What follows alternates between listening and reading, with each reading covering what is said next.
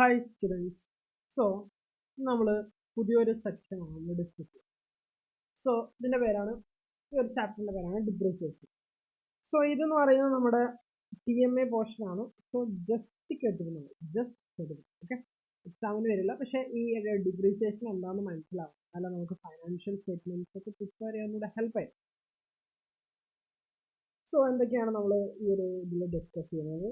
Understand meaning and scope of depreciation. എന്താണ് ഡിപ്രീസിയേഷൻ്റെ meaning, എന്താണ് അതിൻ്റെ ഒരു സ്കോപ്പ്, എന്തുകൊണ്ടാണ് അത് ഉപയോഗിക്കുന്നത്, പിന്നെ കോസസ് ഓഫ് ഡിപ്രീസിയേഷൻ, ഡിപ്രീസിയേഷൻ്റെ കാരണങ്ങൾ എന്താണ്, explain the objective of depreciation, depreciation എന്തിനാണ്, അതിൻ്റെ ലക്ഷ്യങ്ങൾ എന്താണ്, explain the factors affecting depreciation, ഡിപ്രീസിയേഷനെ അഫക്റ്റ് ചെയ്യുന്ന ഫാക്ടേഴ്സ് എന്താണ്, learn the method of charging depreciation, depreciation charge ചെയ്യാനുള്ള മെത്തേഡ്സ് എന്തൊക്കെയാണെന്നുള്ളത്. സോ എന്താണ് meaning of depreciation? You know already the meaning of terms assets and liabilities. Assets and liabilities നിങ്ങൾക്ക് അറിയില്ലേ? Assets are probably divided two categories, current asset and fixed asset. നമ്മൾ രണ്ടായിട്ട് classify ചെയ്തിട്ടുണ്ട്.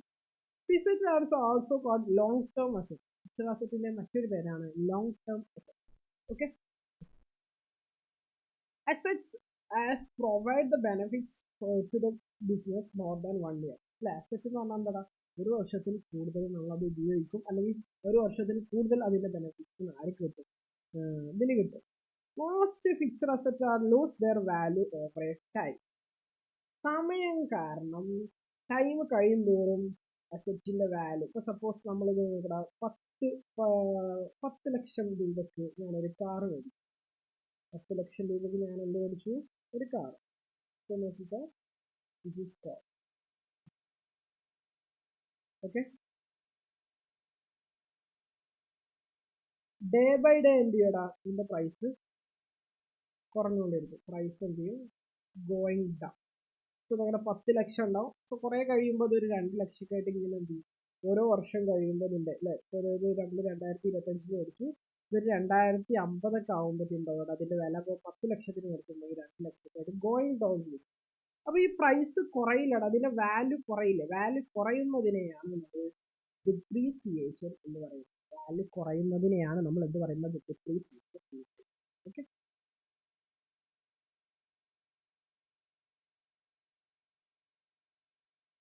Okay. Normal wear and tear എന്നൊക്കെ നമുക്ക് എന്ത് ചെയ്യാം? Causes normal wear and tear, തേയ്മാനം വരാറില്ലടാ. അതുപോലെ തന്നെ എക്സലൻസ് ഡ്യൂലി ഡെവലപ്മെന്റ് ഇംപ്രൂവ്മെന്റ്, വേറെ വേറെ പുതിയ എന്താ പറയാ, പുതിയ കാര്യങ്ങൾ വരുമ്പോൾ, അതായത് പുതിയ എന്താ പറയാ എക്യുപ്മെന്റ്സ് വരുമ്പോൾ ഓട്ടോമാറ്റിക്കലി അതിന്റെ പ്രൈസ് കുറയും. അതാണ് ഡിപ്രീസിയേഷൻ അനദർ കാര്യം. പിന്നെ objective of depreciation, financial position ഉണ്ടോ അവിടെ, ട്രൂ ആൻഡ് ഫൈനാൻഷ്യൽ പൊസിഷൻസ് കൂടെ കറക്റ്റ് ആക്കാൻ, കാരണം ഡിപ്രീസിയേഷൻ കൂടി ആവശ്യത്തിൽ നമ്മുടെ ചെലവാണ്. പിന്നെന്താ, retail fund for the business replacement.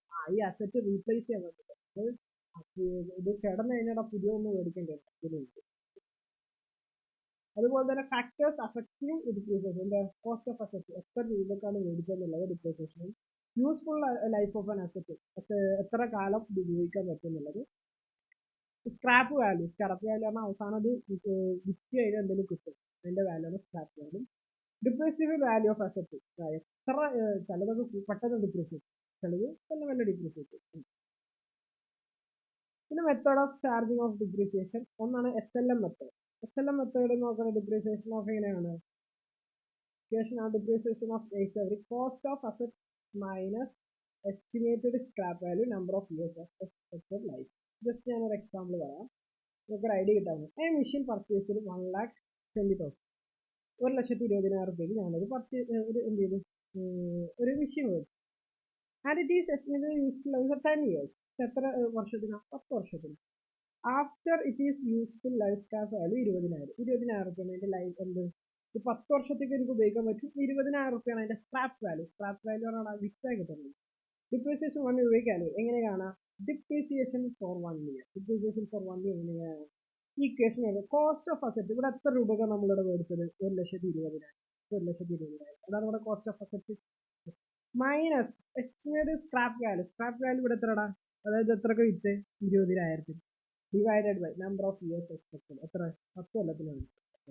നോക്കിക്കോ, ഇത് മൈനസ് ചെയ്യുമ്പോൾ എന്തൊരു 1 lakh വരും മുകളിൽ അല്ലേ. 1,20,000 1 ലക്ഷം പോയി കഴിഞ്ഞാൽ 20,000 പോയി കഴിഞ്ഞാൽ 1 ലക്ഷം. ഡിവൈഡഡ് ബൈ 10 അല്ലെ, 1,20,000 കഴിഞ്ഞാൽ എത്ര വരും? 10,000 രൂപ. അപ്പോൾ ഒരു മാസത്തിന് ഇതിന്റെ ഡിപ്രീസിയേഷൻ എത്രയാണ്? ഡിപ്രീസിയേഷൻ എന്ന് പറയുന്നത് ഒരു എക്സ്പെൻസ് ആണ് കേട്ടോ. ഡിപ്രീസിയേഷൻ എന്ന് പറയുന്നത് അപ്പോൾ ഒരു കൊല്ലം കഴിയുമ്പോൾ ഈ ഒരു കൊല്ലം ഈ ഒരു എന്താ പറയുക അസറ്റ് നമ്മുടെ ബിസിനസ്സിൽ ഉപയോഗിച്ച് കഴിഞ്ഞാൽ നമ്മൾ അവിടെ ഒരു എക്സ്പെൻസ് ചാർജ് ചെയ്യും. അതാണ് ഡിപ്രീസിയേഷൻ. 10,000 ചാർജ് ചെയ്യും. അതുപോലെ തന്നെ വേറെ ഉണ്ട്, അത്ര ഇമ്പോർട്ടൻ്റ് അല്ലാത്ത സെക്ഷൻ ആയതുകൊണ്ട് ഞാൻ എന്ത് ചെയ്യാം, ഇത് ചെയ്യാം. പിന്നെ merits of straight line medicine എന്താണ്? സിമ്പിൾ ആണ്, കംപ്ലീറ്റ് റിട്ടേൺ ഓഫ്. അതുപോലെ ലിമിറ്റേഷൻ ആണ്, ഡിഫിക്കൽട്ടി ഇൻ കോമ്പൗണ്ടേഴ്സ്. ഓരോരോ മെത്തേഡ്സ് പറയാം. ഇതെല്ലാം മെത്തേഡ് എന്നാണ് സ്ട്രെയിറ്റ് ലൈൻ, അതാണ് മോസ്റ്റ് ബെസ്റ്റ്. പിന്നെ എന്താ ആനുവൽ ഡിപ്രീസിയേഷൻ കാൽക്കുലേറ്റ് എമൗണ്ട് എന്ന് പറയുന്നത് കാൽക്കുലേഷൻ ജസ്റ്റ് ഒന്ന് വായിച്ചു എങ്ങനെയാണ് അത് ഇല്ലുസ്ട്രേഷൻസിൽ ചെയ്തിട്ടുള്ളതെന്നും കൂടെ ഇവിടെ ഓരോ ഇതിലും കാൽക്കുലേറ്റ് ചെയ്യുന്നുണ്ട്. ഇല്ലുസ്ട്രേഷൻ 5 അത് നമ്മൾ ഓരോ വർഷമാണ് നമ്മൾ എന്ത് ചെയ്യുക, കാൽക്കുലേറ്റ് ചെയ്യുക.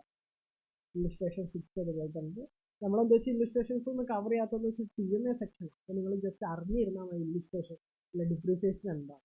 ഓക്കെ, അപ്പോൾ നമ്മൾ എക്സാമിൻ്റെ പോർഷൻസ് ഫോക്കസ് ചെയ്ത് പോകുന്നത് ഇപ്പോൾ TMA ജസ്റ്റ് അറിഞ്ഞിരിക്കും. ഒരു 10 മിനിറ്റ്. പിന്നെ വേറെ ഒന്നാണ് ഡിവിനിഷൻ ബാലൻസ്. ഇത് SLM മെത്തേഡ് എന്ന് പറഞ്ഞാൽ പറയും 1,00,000 രൂപയുടെ സാധനം 10 കൊല്ലത്തിന് മേടിച്ചത് 10 ഇയേഴ്സിനാണ് മേടിച്ചത്. അങ്ങനെ വെച്ചാൽ എല്ലാ മാസം എന്ത് ചെയ്യും, 10,000 രൂപ വെച്ച് ചാർജ് ചെയ്യും. 10,000 അങ്ങനെ 10 കൊല്ലാകുമ്പോൾ എത്ര രൂപ ചാർജ് ആകും? 1,00,000. അപ്പോൾ 1,00,000 ശരിക്കും ഡിപ്രീസിയേഷൻ്റെ എക്സ്പെൻസ് ഉണ്ടായിട്ടുണ്ടല്ലോ. പക്ഷെ ആ 1,00,000 എക്സ്പെൻസ് അവിടെ വന്നു. അപ്പോൾ അത്രയും അവിടെ റിസർവ് വരും. മനസ്സിലായി? 1,00,000 റിസർവ് അവിടെ വരും. ആ 10 കൊല്ലം കഴിയുമ്പോഴത്തേക്കും അപ്പോൾ പിന്നെ പുതിയ വരും. അതാണ് ഡിപ്രീസിയേഷൻ്റെ ബെനിഫിറ്റ്. ഈ ഡിമിനിഷൻ ബാലൻസ് എന്ന് പറയുന്നത് എന്താ, ഉള്ളതിന് കുറച്ച് വരും. അപ്പോൾ 10% കുറച്ചാണെങ്കിൽ ആദ്യത്തെ 1,00,000 ഒരു സാധനം മേടിച്ചു, ആദ്യത്തെ 10 ഒരു കൊല്ലത്തിന് അല്ലെങ്കിൽ ആദ്യത്തെ ഒരു കൊല്ലം ഇതിന്റെ 10%, അതായത് 10,000 കുറച്ച്. അടുത്ത എത്ര കൊല്ലം 9,000 90,000 അല്ലേ പിന്നെ ബാക്കിയുള്ളത്, പിന്നെ അതിന്റെ 9,000 കുറച്ച്. അങ്ങനെ അതിന് ഡിമിനിഷൻ ബാലൻസ്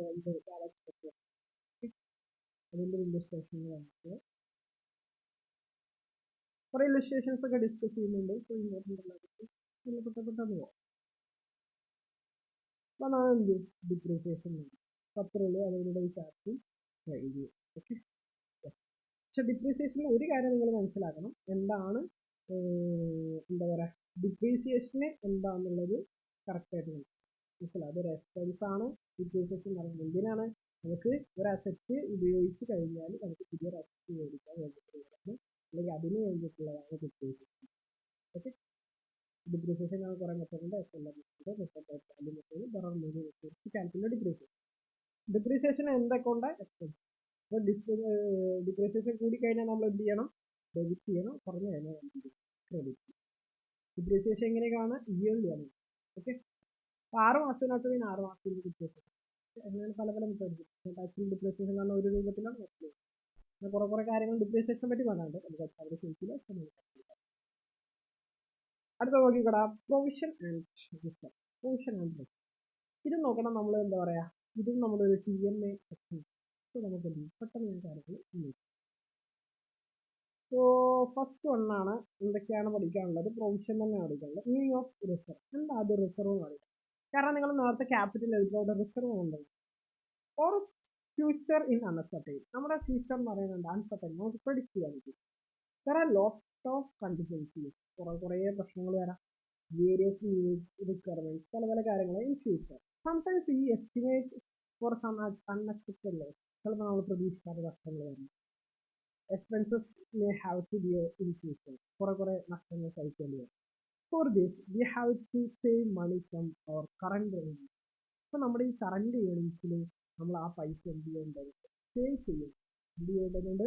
സേവ് ചെയ്യും. Unexpected event happen, you can easily save money. അപ്പോൾ അതിന് വേണ്ടിയിട്ട് നമ്മൾ പൈസ എടുത്തേക്കുന്നത് എന്ന് പറയുന്നത് റിസർവ് എന്ന് പറയും. ഇങ്ങനെ പറയുന്നത് റിസർവ് എന്ന് പറയുന്നത്. Uncertain business allowed to happen.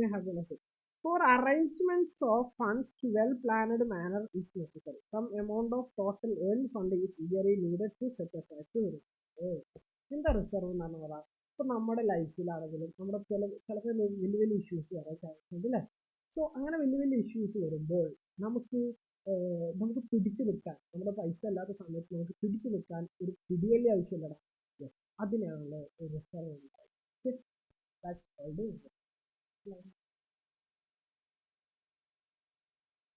and reserve എന്ന് പറഞ്ഞാൽ reserve are the set out of profit നിന്ന് മാറ്റി വെച്ച എമൗണ്ട് ആണ് എന്ത് റിസർവ് പറയുന്നത്. പല പല റിസർവ് ഉണ്ട്. ജനറൽ റിസർവ് ഉണ്ട്, റിസർവ് എക്സ്പാൻഷൻ ഉണ്ട്. അതായത് കമ്പനി വലിയൊരു വേറൊരു കാര്യത്തിലേക്ക് കമ്പനി അടുത്ത വർഷം മുതൽ എക്സ്പാൻഡ് ചെയ്യാൻ ഉദ്ദേശിക്കുന്നത് അങ്ങനെയാണ് ആ റിസർവ്. പിന്നെ ജനറൽ റിസർവ് ആണ് എല്ലാത്തിനും ഉള്ളത്.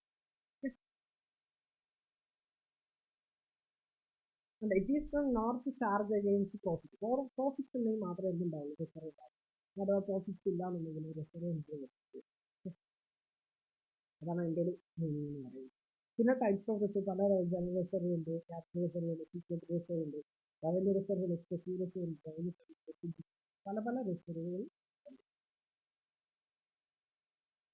ഇതിൻ്റെയൊക്കെ എക്സ്പ്ലനേഷൻ ആണ്. അതുപോലെ പി എം എ സെക്ഷൻ പെട്ടെന്ന് ചെയ്യും. Secret reserve, revenue reserve. നിങ്ങൾ ആ താല്പര്യമുള്ള ആളാണെന്നുണ്ടെങ്കിൽ അക്കൗണ്ടിങ് മെയിൻ സ്ട്രീമായിട്ട് പഠിക്കാൻ ഉദ്ദേശിക്കുന്ന ആളാണ് വായിച്ചേക്കുന്നത്. അപ്പോൾ ഞങ്ങൾ എന്നാലും നിങ്ങൾക്കൊരു ഐഡിയ ആയിട്ട് തരും. പിന്നെ അതുപോലെ തന്നെ reserve fund, single fund, general issues കാര്യങ്ങളൊക്കെ കൊടുത്തിട്ടുണ്ട്. പിന്നെയുള്ള പ്രൊവിഷൻസ് എന്ന് പറയുന്നത്, പ്രൊവിഷൻസ് എന്ന് പറഞ്ഞാൽ ക്രിയേറ്റഡ് ദത്തിങ് in the profit and loss account to charge against provision എന്ന് പറഞ്ഞാൽ എന്താ?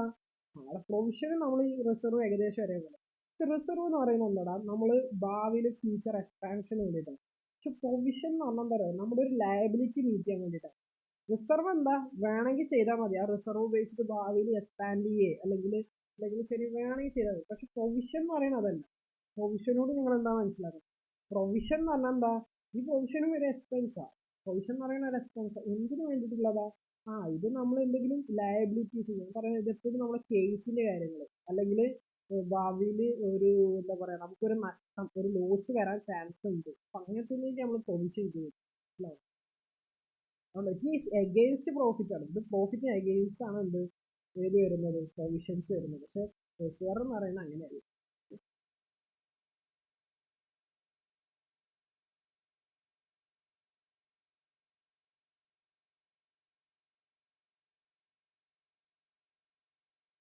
പ്രൊവിഷൻ എന്താണെന്നൂടെ പറയുന്നത്. Provision is an estimate amount of each uncertain loss or expenditure. ഭാവിയിൽ വരാൻ ഉണ്ടാവുന്ന നഷ്ടങ്ങൾ അല്ലെങ്കിൽ എന്താ പറയാ നമുക്കുണ്ടാവുന്ന ലോസ്, എക്സ്പെൻഡിച്ചർ അല്ലെങ്കിൽ ചെലവുകൾ, ഇതിനൊക്കെ മീറ്റ് ചെയ്യാൻ വേണ്ടിയിട്ട് നമ്മൾ കീപ്പ് ചെയ്യുന്നതാണ് പ്രൊവിഷൻ.